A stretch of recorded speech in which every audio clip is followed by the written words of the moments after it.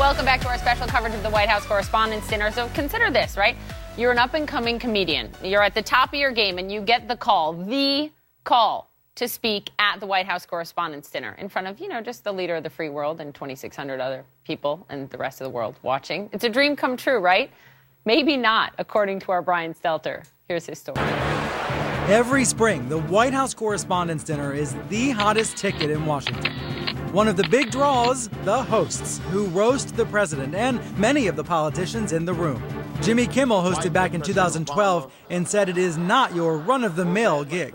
You have a very unusual mix of people sitting in a room with the president and with, all the top people in media, and then you hire some buffoon to come in and entertain. And in a way, you feel like you've been commanded by the king to be the court jester or something. Well before Stephen Colbert was tapped to host The Late Show, the comedian performed one of the most memorable and controversial roasts ever back in 2006. The target? President Bush. I stand by this man. I stand by this man because he stands for things. Not only for things, he stands on things. Things like aircraft carriers and rubble and recently flooded city squares. And that sends a strong message that no matter what happens to America, she will always rebound with the most powerfully staged photo ops in the world. Another Comedy Central star, Jon Stewart, hosted the dinner back in 1997, long before he was a household name. Here there are congratulations in order, apparently, in marriage. Mr. Greenspan and Andrea Mitchell were married. That's excellent news. Miss Mitchell, you must be thrilled. In the drab workaday world of journalism, how can you not be swept off your feet by the electrifying charisma of a veteran economist? Last year's host, Joel McHale, told David Letterman how he prepared for the dinner and also grilled the late-night host. I called everyone I knew. I call everyone who's done it. Why haven't you done it?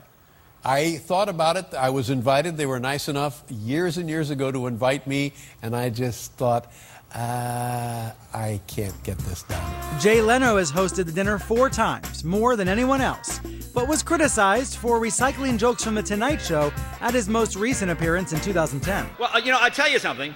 A lot of critics felt that President Bush did a better job of getting the ball over the plate. That's what they said. But on the other hand, President Obama can talk. So I think it balances. Before being named the host of NBC's Late Night, Seth Meyers hosted the dinner back in 2011. Donald Trump has been saying that he will run for president as a Republican, which is surprising since I just assumed he was running as a joke. And prior to hosting, Meyers told C-SPAN what he was looking forward to. Maybe a tough room, but as someone who follows politics, I think it's really exciting to go into a room where people are incredibly well informed. You can probably make jokes about the minutiae of politics that wouldn't work on Saturday Night Live unless you had a bunch of setup beforehand. Like Meyers, the host this year also spent time at Saturday Night Live's Weekend Update desk.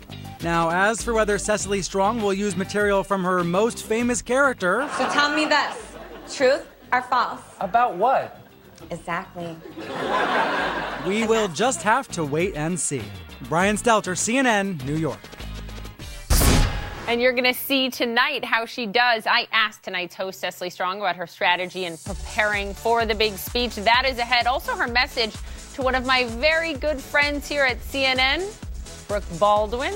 We'll bring you that next, and we'll take you back to the red carpet as we prepare for the White House Correspondents' Dinner. Stay with us.